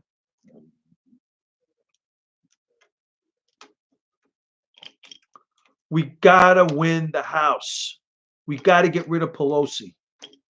She is a major problem for this country. Major problem for America is the Democrats. Pelosi, Schiff, Nadler, Schwarel, Congressman Omar, Congresswoman Tlaib, Congressman Carson, Adrian Carson. These are problems for the country. They don't want to work with Trump. They want to impeach Trump for anything. Trump got up this morning. He woke up. Trump is wearing a red tie. Impeach him. Trump was on the phone with a leader from the Ukraine. Impeach him. Right? They want to get rid of him. They want to take back all the stuff that he's done for 4 years, because they know that's why this election is the most important election in our lifetime. Let me tell you something. Mitch McConnell. Now wait. Mitch McConnell is an amazing politician. Mitch McConnell. That is the consummate inside player. He knows, he is tough in the clinches. That guy knows the game. Mitch McConnell is a tremendous politician. U.S. mail is corrupt. I don't know what that is. But Mitch McConnell is a tremendous politician, man. He is top notch. Oh, he laughs at Pelosi, laughs at her. That's what I love about McConnell. He's organized. He's not Mr. Charisma. Oh, for voting. Exactly, Barbara. Exactly. Exactly, Barbara. Exactly. That's what we talked about on Monday. That's my biggest fear. They have Biden on house arrest in the basement, and they call for a U.S. mail-in ballot. Everything's right. Absolutely. That's my biggest fear. Or they do it in some states, right? They pigeonhole it in the swing states. They pigeonhole it in the swing states. These Democrats are bad, very bad. They'll take anything. Look what they did with the bill. Well, look what they did to the Republicans, because we had 5 Republicans that were quarantined. They had the votes, and look what they did to us with the bill. They put in $350 million to illegal immigrants. That guy, the governor for California, is giving the illegal aliens a $500 check. This is crazy. I'm telling you, man, we got to get rid of the Democrats. This is it. This is it, man. They got to go. Got to go. They, at the very least, you're right, Jack. They're illegal. They broke the law. The very least, the Democrats want Pelosi in that spot. She is the disruptor. We got to get rid of her. She's got to go. We have to vote out Pelosi. We have to take the House back. Well, what they're doing in California is amazing. Oh, McConnell is great, Mel. I think McConnell is perfect for the president. Unfortunately, he doesn't have a Democratic counterpart, because basically, right, the Republicans are the Democrats by and large, and the Democrats are the communist socialists, right, of today. If this was the Reagan days with Tip O'Neill, Democrat, when Clinton was in power, you had Newt Gingrich. Today, we had rhinos against Trump. Romney, Flake. I mean, it's ridiculous. Now he's got bought. Mel, you're wrong about McConnell. You're wrong about McConnell. McConnell is your consummate inside player. He knows what. See what I like about you. Let's compare McConnell to Paul Ryan. I liked Paul Ryan. I voted for Paul Ryan. I thought he was this big hands-on guy. With him and Romney, they end up being rats, right? Stool pigeons, right? For the sake of a better word. Fugazis, right? Mitch McConnell, if he tells you he's got the votes, that guy's got the votes. Paul Ryan told us he had the votes for Obamacare when Trump first took over. He submarined Trump. Trump had to get it another way. 2 years, Trump was fighting Republicans as well as Democrats. He was under fire. McConnell's perfect for Trump. Trump saw in 2018 that the Ryan Republicans in the House, 44 resigned. He said the Democrats are taking over the House. Trump put all his eggs in the Senate, worked out his deal with McConnell, and gave McConnell more power. He campaigned all over the state, all over the city, all over the country for the Senate races, and he won like more than he lost. That's for sure. I think he only lost one, if he lost one. But look at the races that the Democrats, the close races the Democrats won. Look at them. The close races the Democrats won because they stole them. Corruption, early voting, dead people voting. The Democrats are famous for this stuff. That's their game. Telling you. We can't sleep because I'm not looking for just a Trump landslide. I'm looking for a freaking take back of the House. I want the whole kit and caboodle back. Not what Paul Ryan and the Rhinos did to Trump. They submarined him in 18. So he foresaw that the Democrats are going to take the House. So he said they're going to probably try to impeach him. So his failsafe was the Senate, and that's where he worked out his deal with McConnell. McConnell is a consummate inside player. Don't sleep on Mitch McConnell. He goes to the dais. He goes and he makes his speech. He has everything laid out. He knows the players. He knows the game. He knows the inside game. That's how you win in politics. Trump's got the right guy on his team. McConnell is a winner. The problem is, right, it's the House. Pelosi. The Democrats, at the very least, want to keep the House. Look at this virus. Horrific. Killed Americans, and it's reduced our economy. The Democrats don't, I don't want to sound mean and vicious, but the Democrats are seeing like sharks with this thing. The economy's reduced. They're saying they want to reduce Trump. China wants to reduce Trump. Iran wants revenge. Russia wants to reduce Trump. Russia wants China on top. Russia's partners with China. The Democrats want Trump reduced. I'm telling you, man, this is vicious politics right here over a virus that if China would have let us in, we probably would have blunted this thing in December and January. Very bad what's happened over here. Now, Trump could come back without a doubt. Trump's going to come back. Trump's going to win. But we got to win like bigly. We got to get the House. That's a win. We don't get the House. This is not a win.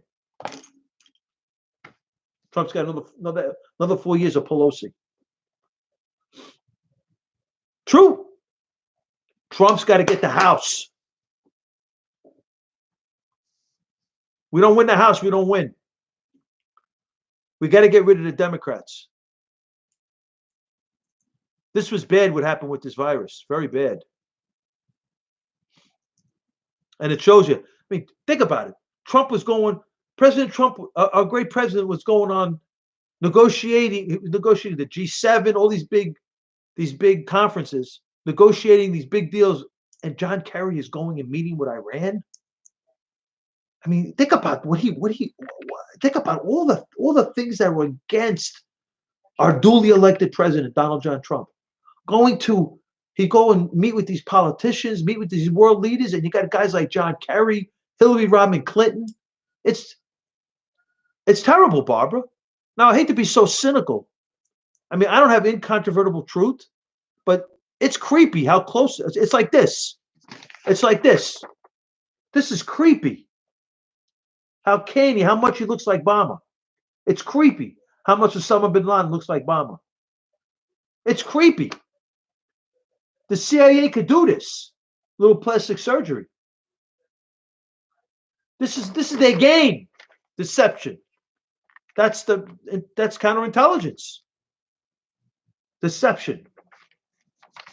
And they've turned it on the Americans, right? And it's all over the 2016 campaign with mainstream media and the mainstream intelligence community did. The John Brennans, the Morells, the Rosensteins, the Comeys, the Clappers, the Muellers, what they did to Trump. And the Trump campaign. This is no joke over here. Trump wins. Either it's going to be like 16 or a landslide. You pick. But this ain't going to be a win unless we win the House. We got to win the House. Got to. We got to get rid of Pelosi. We got to win the House. I'm getting out of here. It's almost 12:30. Frankie Russo, God bless you all. Thank you, Barbara, for the visit. Thank you, Barbara. Justin, God bless you. Porky, uh, Jack. Who else? There's so many. Thank you for visiting. God bless you. Thank you for the visit. Keep wearing it. Thank you, Mel. Thank you so much. Right? And exactly, Mel. Right? Hillary Clinton. She could run if she wanted to. Right? The Cold Warrior. Shout out to the Cold Warrior on YouTube. Shout out to the Cold Warrior on YouTube. But I mean, this is like, right? So God bless you all. I'll be on here tomorrow night. I'm gonna get some sleep. My hours are it's crazy. I'm like, forget it. Can't my hours are off, everything's off. I worked out today in my backyard. It's just, like there's no gym, no weights. So I'm running, I'm roping. That's what I'm doing. I'm doing some push-ups, sit-ups, and can't wait to get back in the gym and lift some weights. I'm going crazy. So that's where we are. God bless you all in the room. Thank you so much for the visit. God bless the men and women of the United States Armed Forces. Thank you for your service. Thank you for providing me with the freedom that I love, and that's broadcast. It's one of the things I love to do. God bless the greatest country on the planet, America, and God bless our great president, Donald John Trump. This is Frankie Russo coming at you straight out of Brooklyn. I'll be on the air tomorrow night. I don't intend to stay on for 3 hours or 2 hours. I'm on 2 hours and change. It's 12:30. It's all right. I'm gonna be up for a little longer. My hours are so whacked out now. It's like crazy. Can't wait to get back to normal, but I don't know what's gonna happen, right? Unfortunately, this virus is, it really hit us hard. It's the rate at which it's infecting the people. That's the problem. So, but I think Trump did a great job, an amazing job. The Trump team, the Trump administration, with the doctors and his vice president at the helm of the coronavirus task force. I mean, it's amazing what the Trump administration has done. Amazing. With the generals and the doctors and Barrex and Fauci and Redfield and the guy Gerard from the Admiral Gerard. They did a great job. And hope with the grace of God, I'm hoping that we're at the end of the pandemic, but we're probably in the middle of it or the beginning of it. So it may get a little worse before it just goes away. The warm weather's coming.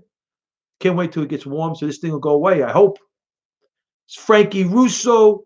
God bless the men and women. God bless the men and women of the United States Armed Forces. God bless America. Absolutely. Trump is Superman. Absolutely. The best, Barbara. And God bless our great president, Donald John Trump. This is Frankie Russo, and I'll see you in the future. I'll see you in the future.